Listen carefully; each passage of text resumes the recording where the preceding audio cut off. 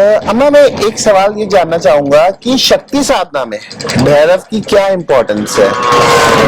बहुत ज्यादा इम्पोर्टेंस है हमारे तंत्र शास्त्र में।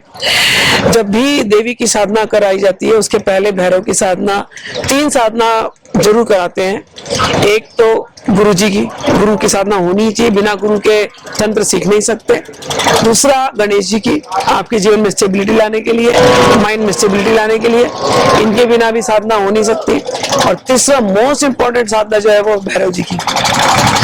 भैरव जी की साधना के बिना शक्ति साधना होती ही नहीं। किसी भी शास्त्र के जो तंत्र शास्त्र हैं उनको आप उठा करके स्क्रिप्चर्स को देखोगे तो उसमें भैरव जी की बहुत इंपॉर्टेंस दी गई है, क्योंकि भैरव मतलब साक्षात भगवान शिव का ही एक स्वरूप है।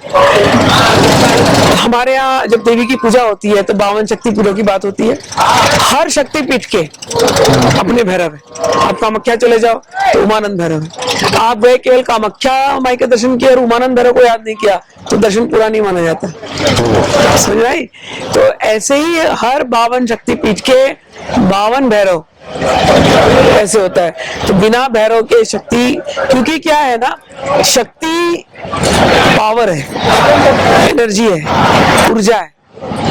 उस शक्ति को धारण करने के लिए शक्तिमान की आवश्यकता है, नहीं तो शक्ति आउट ऑफ कंट्रोल हो जाएगी। जब आप भैरव साधना करते हैं तो आपने शक्तिमान को धारण किया है। समझे बात? और जब शक्तिमान को आपने धारण कर लिया फिर आप शक्ति की साधना कर रहे हैं तो अब जो है शक्ति की शक्ति सिद्धियां बहुत देती जल्दी। अब सिद्धियां आपको बोलते ना पागल नहीं बनाएगी, क्योंकि सिद्धियों के चक्कर में आप फंसेंगे ना तो साधना के जगत में आगे नहीं बढ़ पाएंगे।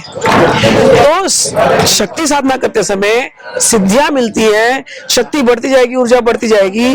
उस शक्ति को धारण करने के लिए शक्तिमान की आवश्यकता है, और वो शक्तिमान भैरव है, गणेश है, गुरु है।